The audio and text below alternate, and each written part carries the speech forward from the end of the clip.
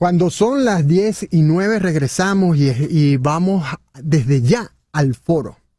Y este foro, por supuesto, va en consonancia con lo que hemos estado hablando el día de hoy, porque Diosdado Cabello denunció un complot en contra de Maduro.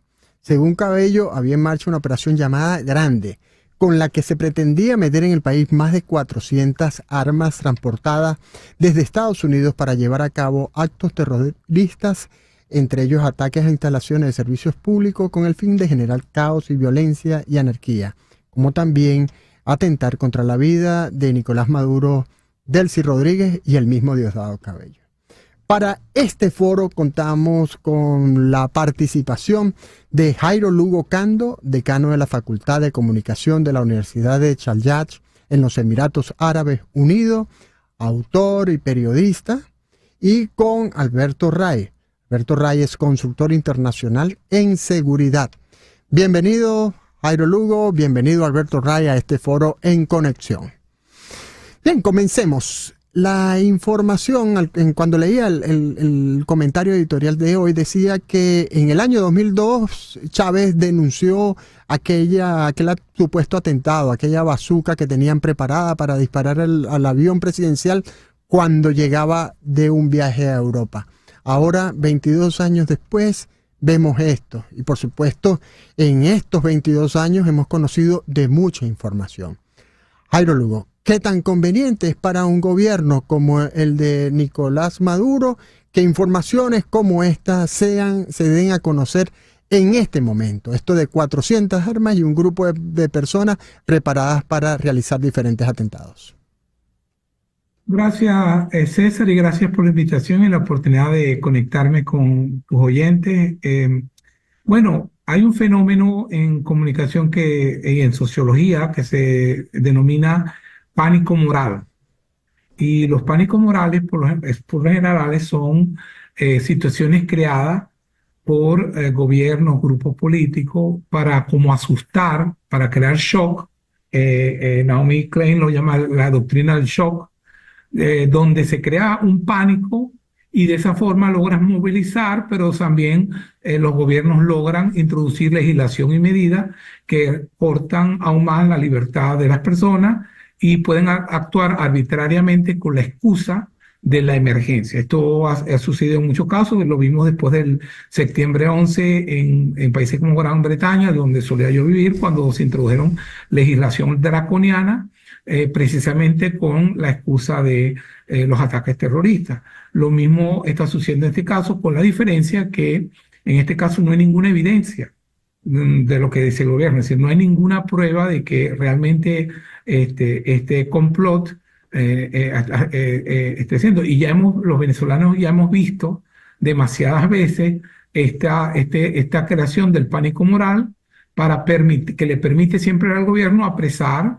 Hay ahora casi más de 1.700 personas presas después de las elecciones, y con la excusa esta no me cabe duda que van a usarla primero para inhabilitar políticamente el resto de lo que queda de la dirigencia de oposición, o mucha de esa parte, o los que les cause mayor ruido, y segundo, actuar arbitrariamente, suspender cualquier tipo de garantías constitucionales y legales y actuar de esa forma. Eso lo han hecho gobiernos autoritarios en todo el mundo, creando ese tipo de pánico moral. Alberto Ray, ¿qué hay de diferente en este complot, presunto complot denunciado por Diosdado Cabello, con respecto a lo que hemos visto a lo largo de 25 años?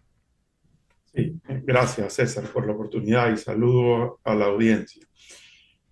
Fíjate, estos complots son construcciones, fabricaciones que se enmarcan dentro de una estrategia general, como bien lo dice Jairo, de pánico, pero también responden perfectamente a la narrativa de donde el régimen se ubica en una posición de víctima.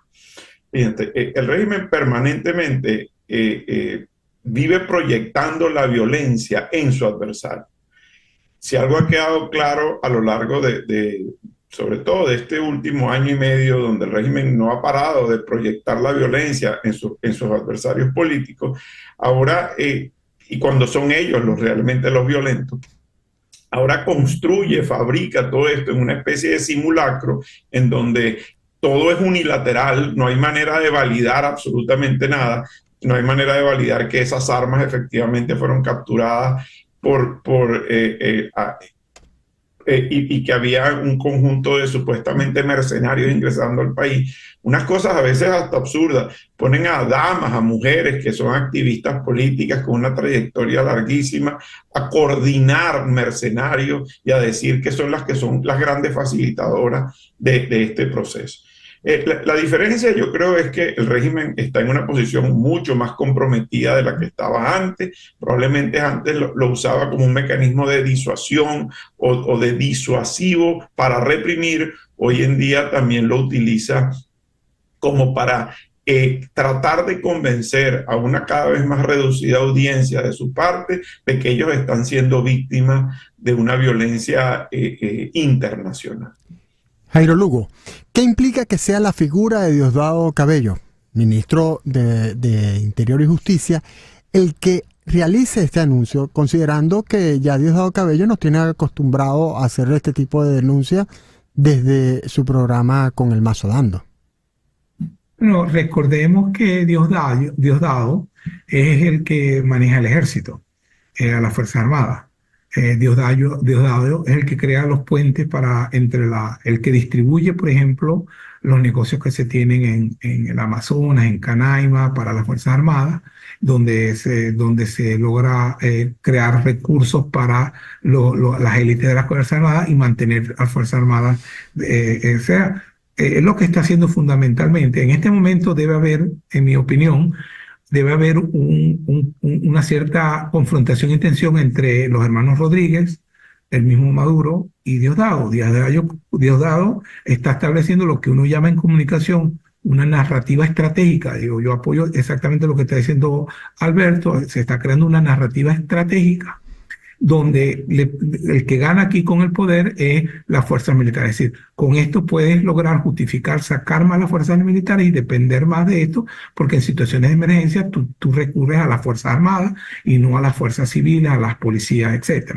Y Diosdado está aprovechando en este momento de coyuntura, está promoviendo esta narrativa porque él personalmente ve fortalecerse su propia posición y logra decirle a Maduro: yo soy la garantía. Fíjate, ya los cubanos no son la garantía, ya que es la parte de los hermanos Rodríguez, ya esto no son la garantía, yo soy la garantía, yo soy el que permite. Esta es la razón por la que a una de las primeras personas, esto estaba todo planificado. El que crea que estas elecciones no se le van a robar es ingenuo. Esto todo estaba planificado. Y está un elemento fundamental que explica esta hipótesis que yo estoy haciendo aquí, es el hecho de que una de las primeras personas que ponen presa y que desaparecen es a Rocío San Miguel. ¿Por qué? Porque Rocío San Miguel tiene una red muy importante que penetraba y creaba agujeros en la forma en que Cabello tenía esto entubado. Quien pone preso a Rocío San Miguel es Diosdado Cabello. Él está usando esta coyuntura. Él fue el primero, siempre fue el primero que hizo abiertamente aquí, mientras los hermanos Rodríguez, mientras Maduro dijeron durante las elecciones, durante el proceso electoral, dijeron, no, si, esto es unas elecciones limpias. El Cabello siempre fue muy claro: aquí no volverán, aquí no van a ganar nadie, sino nosotros, porque él sabía que se iban a robar las elecciones. Y de allí se está fortaleciendo con esta narrativa creativa, esta narrativa estratégica, y él lo está haciendo a propósito, y por eso ponen presa a Rocío San Miguel. Alberto, esta denuncia de Diosdado Cabello ocurre 2 días antes que se llegara la hora cero de esto que se ha conocido como Ya Casi Venezuela. Este movimiento impulsado por el contratista de seguridad estadounidense Airspring. ¿Crees tú que tiene alguna relación Ya Casi Venezuela y esta denuncia de Diosdado Cabello? Es probable, ¿no? Es probable. Mira, estos son cosas que, como se dice en inglés, las tienen así off the shelf, ¿no? Estos son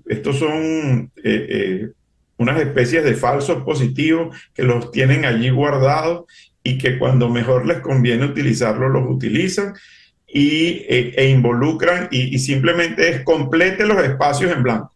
¿A quiénes van a convertir en cómplices? ¿A quiénes van a comprometer en esto?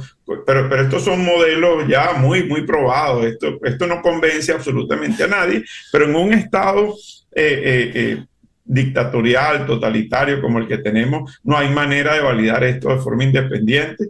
Y bueno, y ellos lo desarrollan de esta forma. Es muy probable que lo hagan de esa forma. Fíjate, un detalle interesante es que los supuestos detenidos internacionales, estos mercenarios internacionales, ninguno de ellos, si bien es cierto que fueron detenidos, ninguno de ellos estaba en Venezuela en una situación, en un estado para buscar información o para hacer algún tipo de trabajo de inteligencia. Todos estaban en visita al país de forma, digamos, de turismo o simplemente cerca de la frontera. Ahí no hay forma ni manera de comprobar que que cualquiera de estos individuos estaba comprometido en alguna actividad de naturaleza subversiva o de acción en contra del régimen. Por otro lado, a mí me llama mucho la atención, esto es un régimen que se vanagloria de sus órganos de inteligencia, que vive pregonando sus fortalezas de la inteligencia y viven al mismo tiempo identificando y consiguiendo gente que ha estado a punto de cometer atentados en contra de ellos. Yo te digo, si así es, esa no es la manera. Imagínate tú introducir 400 armas en un país sin que un órgano de inteligencia sea capaz de detectarlo tempranamente. Eso no cuadra de ninguna forma. ¿Y cómo se Adelante. Sí, creo que íbamos por lo mismo, Alberto. ¿Cómo se consiguen 400 armas de este tipo para mostrarla de esta manera como la mostró Diosdado? Y primero, si tú ves en el paneo ese que hacen, son armas de muchos tipos. Muchas de ellas, por cierto, ni siquiera existen en los Estados Unidos. Son armas de fabricación europea o de fabricación de Europa del Este, inclusive rusa. No son armas que están en los Estados Unidos. Además de múltiples tipos de calibre, de múltiples tipos de municiones. Una operación de esta naturaleza, si así fuera, es muy difícil coordinarla con armas tan disímiles, además, ¿no?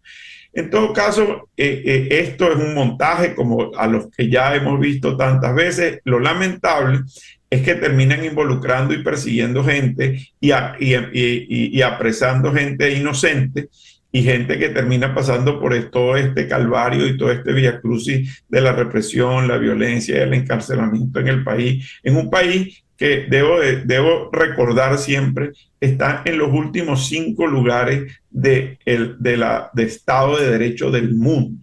Venezuela está inclusive por debajo de Cuba en Estado de Derecho. Entonces, es un país donde las posibilidades de que haya un juicio justo, haya manera de reconocer que aquí hay inocencia, es extremadamente complicado y difícil. Muchas gracias a nuestros foristas del día de hoy, Jairo Lugo, desde los Emiratos Árabes Unidos, y Alberto Ray desde acá, desde Estados Unidos, por la información que nos han aportado en este foro que organizamos a partir de la denuncia de Diosdado Cabello, que, como dicen ambos invitados, no es más que un montaje para involucrar a gente y para reducir el Estado de Derecho, lo que queda del Estado de Derecho, lo que queda de las garantías constitucionales en Venezuela, utilizando unas armas, y me parece muy importante la respuesta de Alberto Ray, utilizando unas armas que no son precisamente armas de fabricación estadounidense y que no son todas el mismo tipo de armas. Así que muchas gracias a nuestros foristas por esta información tan valiosa, y vamos, cuando son las 10:23 de este 16 de septiembre, a un corte. César Miguel Rondón, en Conexión. Una pequeña pausa y ya regresamos con César Batiz, director del Pitazo, haciéndonos el quite en estos días aquí en el programa En Conexión. Por Éxitos